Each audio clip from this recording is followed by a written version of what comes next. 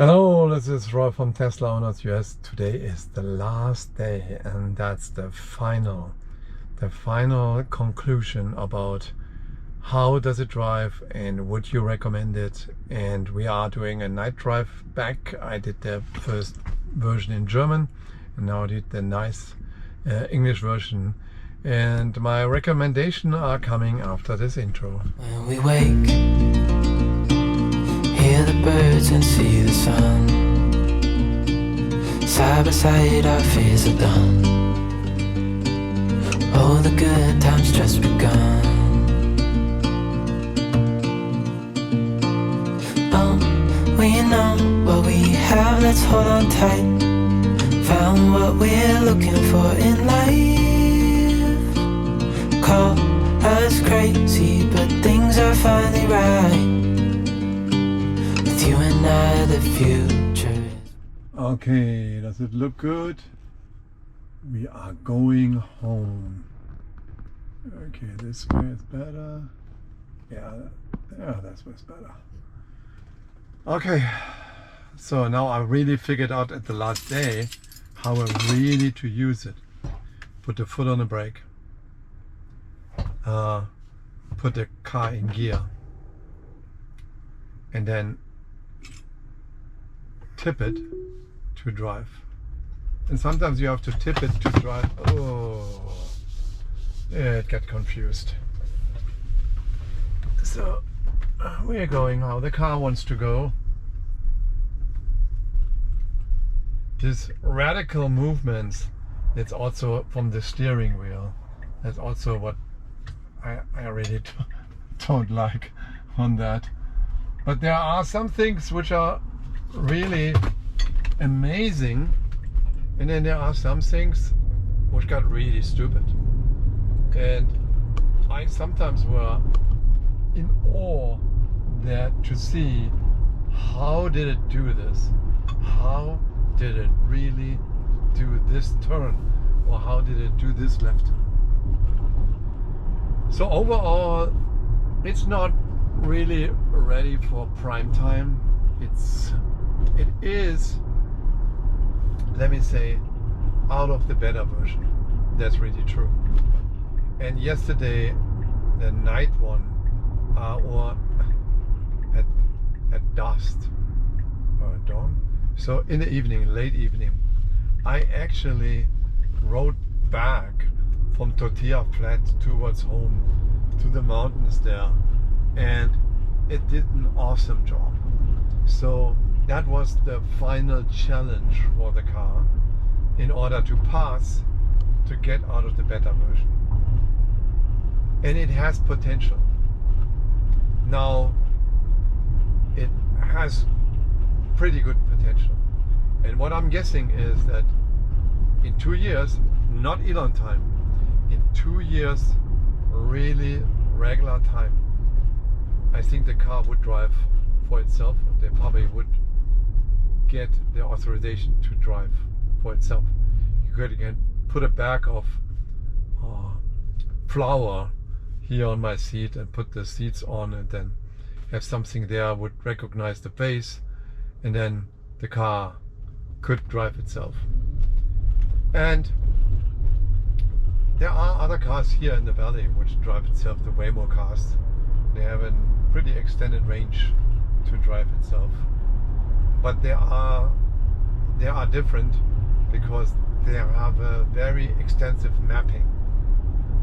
This very extensive mapping is that what makes them more different, and also not only the extensive mapping, also the LiDAR, which is actually kind of a mixture between radar and lights or laser lights, and that's on all four corners of the car and on top of the car for the surroundings and all of that.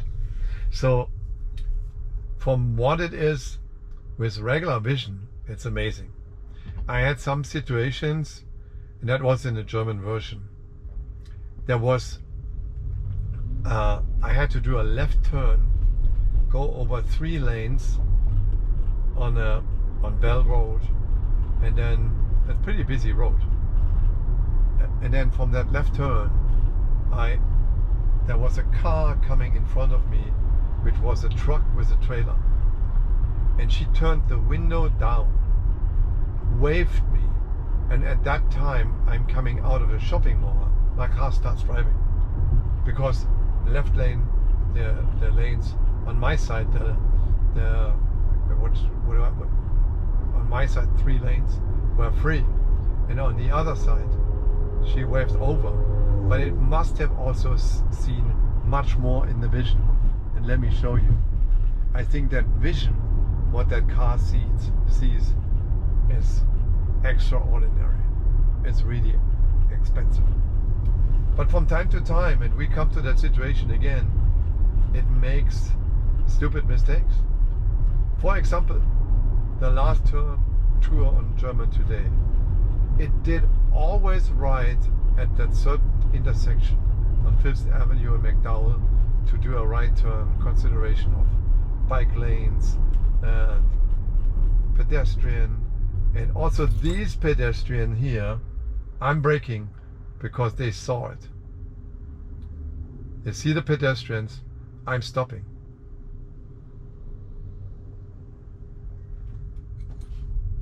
Oh, what a dickhead is that, man.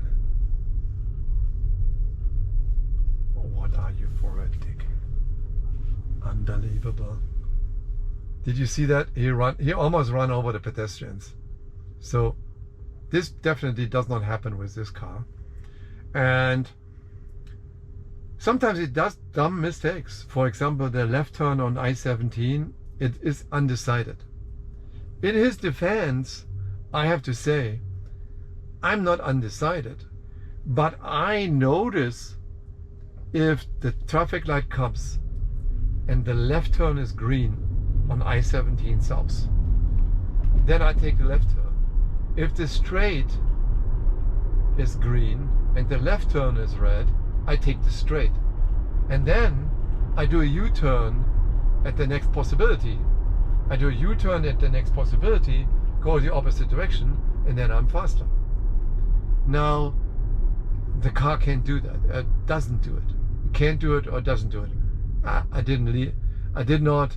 It probably would do it at the next intersection, and then it would be taking too long for that. But it indicates a left turn and then tries to drive straight. That was one time happening.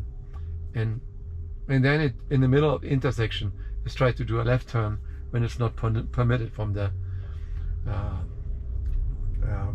when it's not permitted in the middle of the intersection. It did some funny things. It was on the right lane and then was on the right lane. There was only right lane and left turn, and then turned left. And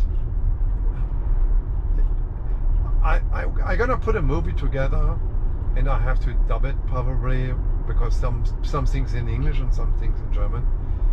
He did amazing things for police cars.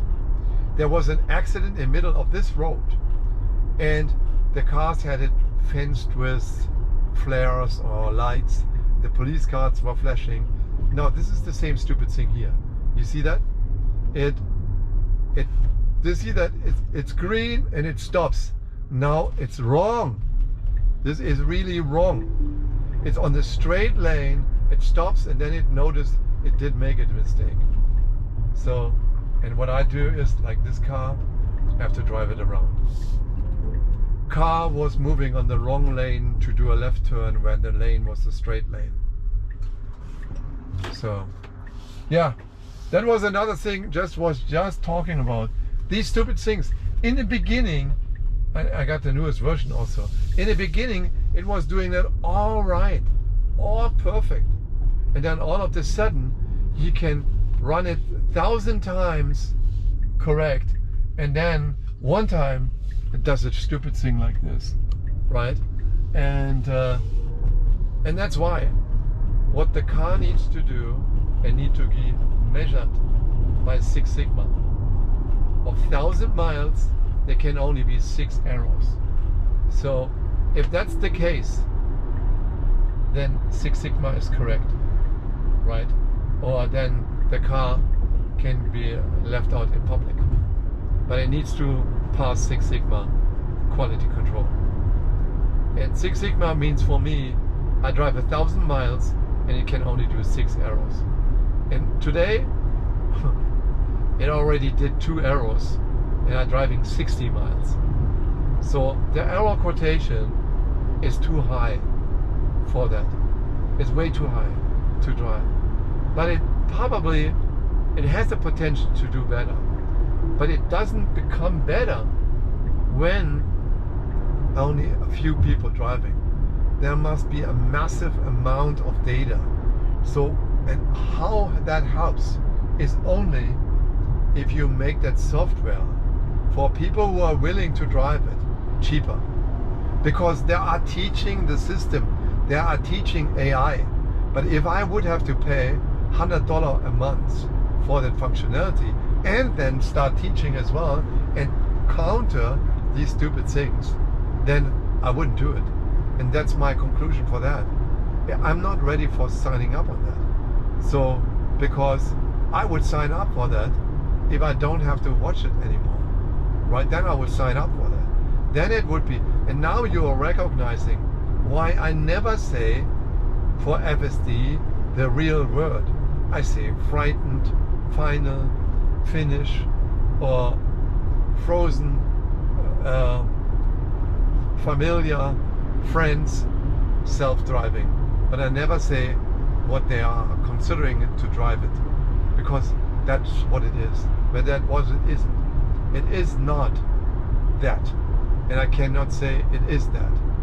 But I will be willing to make another attempt with the Model X in, let's say, in the difficult times in July, August, between July and August, when there is monsoon time, bad visibility, rain, storm, and all of that. This here is easy. At most of the time, clear weather, clear skies, and I only have to drive. Now, it passed the test to go to get out of the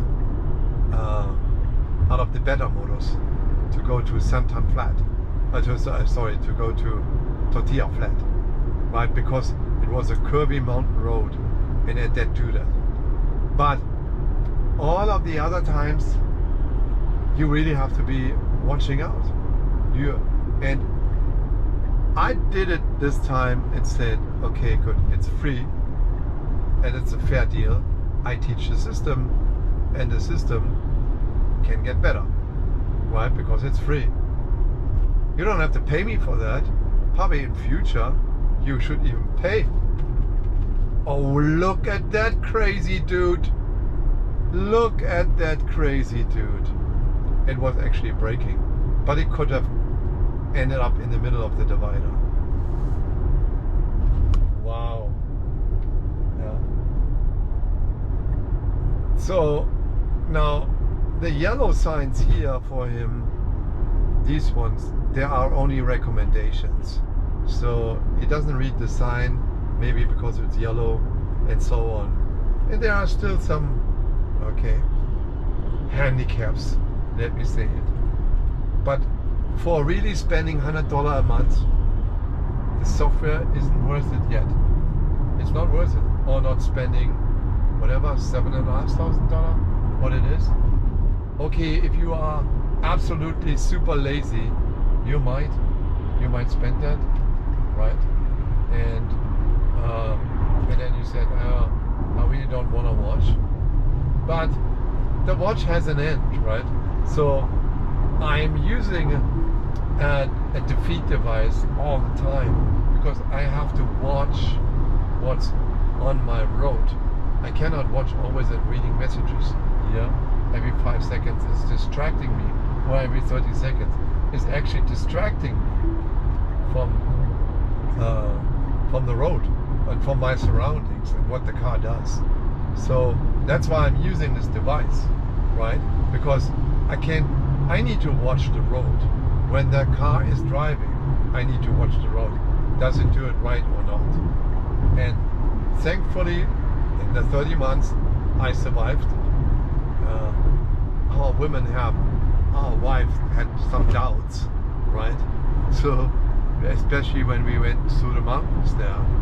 But we survived that. So, but on the other hand is, it turned off that defeat device question there, which came from time to time. If you didn't rattle the steering wheel in the opposite direction from the weight. So, probably figured it out, right? So, but I had to, when I rattled it to the right side, then the message came up, and so on. But now what it did, and I did it yesterday on the tour back. So I explained Lars that, hey Lars, look, when I'm not watching the road and I'm looking somewhere else, looking at my phone in my hand, or looking down or something, I get a message. And I could only do that when he was watching the road and we were sitting next to me. So sometimes I noticed that when I'm looking in the opposite direction to look over my shoulders and this message came up, or when I did something else, I grabbed something or I tried to do something and looked down for a few seconds, then it said, hey, watch the road. I think that was a consequence of that lawsuit of that engineer there, of the yesterday it also did a mistake like this. It was sending me to 202 instead of going straight. So I was on the HOV lane. But today I'm staying on this lane. HOV lane, it just can't do. If I'm trying to go on the HOV lane and make a blinker here, it accelerates and it blinks and it blinks and it blinks and it's all free and it blinks and it never goes there. So forget about that. It's an uninterrupted lane, and probably the cars programmed don't go over an uninterrupted lane, but not in Arizona. I tried to teach the system about, let's say, 50 times to go on that lane or to go off that lane. It was only one time it went on the lane when I indicated the blinker, and 2 times it was going off the lane when it came from the 5th and 3rd Avenue exit, and it did it only 2 times. That was amazing. I thought the system now finally would have learned that, but it was not the case. The system is sometimes reacting erratically or randomized. You think you're driving always the same way to the same streets, and then it just does it differently. It just does it differently. And what can you do? So like you saw today, right? Just that move, it was blinking to I-17 but stayed on the straight road, right? Stayed straight, and then in the middle of the intersection stopped, and I had to keep going, right? So yeah, motorcycles here in Arizona is no lane splitting allowed, and you should drive in the middle. That was also in the German version there, when I had, it was driving you right next to the motorcycle, and the guy in the motorcycle got really pissed off because I'm driving right next to him, like he would do a lane splitting, because he was on the right side of the road. Didn't you choose to be in the middle? And then the car, when it was merging on ramp, it drove right next to him. He said, "What the fuck? What is the problem with you?" And then he was pretty mad and showed me the finger. Yeah. All of that said is, if you give it another 2 years, but with a lot of learning, and he needs to, he's not getting Elon does not get revenue anyway. If people don't trust it, they don't trust it. He needs to make make an appetite for that. To say, hey, you help me and I help you. The system becomes better, and then now he gets his. But with this, with a few guys driving and driving only on specific states in Texas or in California, where his people are, well, then actually it's gonna never be that fast. So, and you need to have the approval from the authorities. In Europe, they like the German versions for that in Europe when they are watching it, because it's not been approved in Europe yet. That's that FSD supervised. This has not been approved. So, and okay, it's coming out of the beta mode, but you have to tell the people, hey, it's still not right. It's not perfect. And it's not FSD. It is HFSD. Semi or SFHD. Semi. Right? And yeah, it does a lot of things. It does good lane change. It does good mergers. It does good exits. It usually does select the lanes correctly. There is a lot of great things, especially highway driving. If it's not HOV, it does it well, right? It does good observations on unprotected left turns. Does a good job, really. Someday I was going from physical therapy. I did a left turn in an area. Unfortunately, my camera was not on. So at that point of time, I was thinking, wow, I would never have done this left turn. It was just too risky to do that left turn. And the car was pulling through right away. Speed, the maximum is only here 85. So if you want to drive faster than 85, you can't do it with SFD, because that's the maximum the system goes. So I tested that not now, a lot of traffic. I tested on Sunday morning, and even when my settings in the car were plus 30 miles, which would be 95, the car would only go 85 maximum. It actually goes from the get-go in assertive mode 10 miles more, 75. And even if you turn it higher, you can flip it higher like this, right? But it doesn't go over 85. I flip it down again, right? It doesn't go over 85. So it right from the get-go in assertive mode goes to 75, unless there's a car in front of you. The other thing is that I like the more assertive. Regular is pretty fine as well, but I like the more assertive mode. The reason for that is that it does not much hesitate. Sometimes in difficult situations, like you saw, it hesitates, but it does not much hesitate. So my conclusion is, I'm willing to try it again in bad weather conditions. So like in July and August, in that time frame, probably mid-July to August, I'm gonna subscribe to that. And I subscribe to that with the Model X, because I want to see also how the Model X is behaving. And it should be a newer software on the Model X, I think. Yeah. So now it's hesitating as this guy. So that was hesitating, and now it's gonna go another right turn. Goes here. Now the next one off ramp, he's way too slow.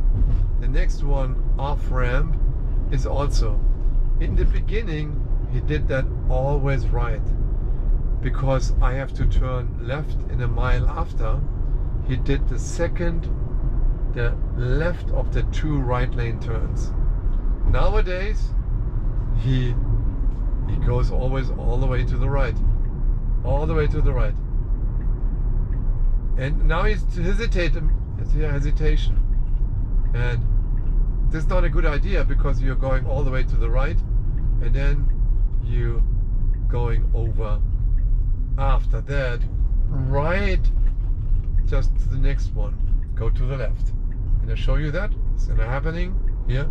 It goes to the left instead of taking the left-right turn of those 2 lanes which are going left. Right? Here's an idiot blocking the lane.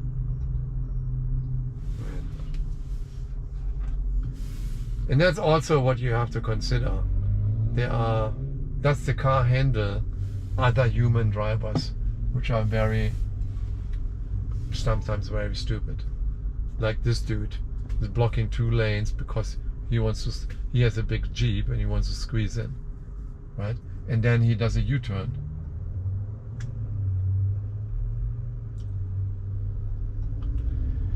Okay. Otherwise, I'm thankful for letting me try it out. I was almost not ready to try it, but then I said, you know what? Let's be fair. It's free. I teach in the system for proper driving. Yes, can do it. So this is the last day, folks. Everyone who's watching this, thank you for watching it. The guys in Germany watching it much more, because they don't have the capabilities. It's not permitted. It's autopilot 3 years ago. That's about the status in Germany right now, and it was awful. A lot of phantom braking. Phantom braking here is now reducing the speed a little bit, right? Using regenerative braking, reducing the speed. It still happens from time to time here, but it's not really braking. It's just reducing the speed, watching what's coming out, still under bridges or under unclear conditions. But it's fair. Oh, another amazing thing was, car is maintained 10 miles over here, right? I was driving on HMOV lane 10 miles over yesterday on the way back. Lars was next to me. I said, hey Lars, watch out. The car had problems with emergency vehicles or police, which all of those different lightings and so on. And it had some accidents. I think 10, 20 accidents happened where autopilot drove into emergency vehicles or police cars. Now I'm driving on the highway, driving on the HOV lane, on the other line, on the standing lane, on the emergency lane, on the right side, there was a police car. And that police car with flashing lights. The car reduced the speed to the speed limit and saying there is police or law enforcement is in close proximity, reducing the speed. So basically, like most Americans doing it, there's a police and I recognize the police. Let me slow down to what I'm permitted to. And that's the same thing what the car is doing. I'm not going to do that. If you are driving there and you drive 10 miles more, then you have the balls to drive 10 miles more, even when there's a police car. They do it just as well. Police drives faster as well. And they're not going to stop you for that. They're not going to stop you for that. But it was doing exactly the same behavior, driving the speed limit. Okay, now he's wondering why I'm stopping at the stop sign. Yes, because I 0.1% of people stopping at the stop sign. Yeah. So it comes the last thing. When we drive there, does it find my driveway? Let's see, in 30% of the cases, it didn't find my driveway. It was before, after, stopping on the right side, stopping on the left side, almost run yesterday into the neighbor's yard, stopping in front of the neighbor's yard in front of me, in 2/3 of the cases, let me say, it found my driveway. Well, maybe today we have a lucky day and it finds my driveway again. Could be a possibility. Let's find out. So, and that's what the things, those uncertainties in every traffic situation. That's why I'm saying, no, I'm not ready for prime time, baby. So try again. I will help if you free it up, but try again.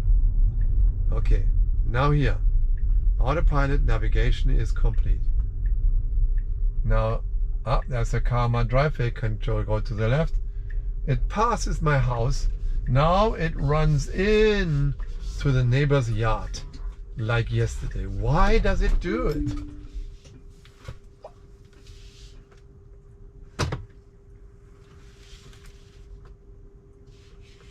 Car runs into the neighbor's yard instead of in my driveway.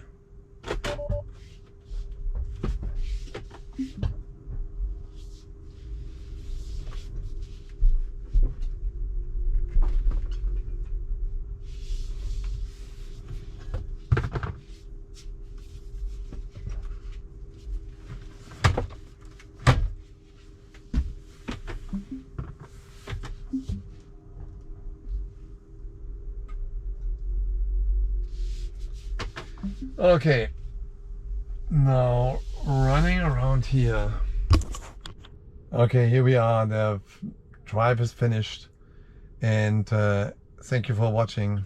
Subscribe to the channel. I'm reporting more as only FSD, and about repairs, about camping, about trips, road trips, and so on, about very actual things as well. And thank you very much, and talk to you next time. Bye bye.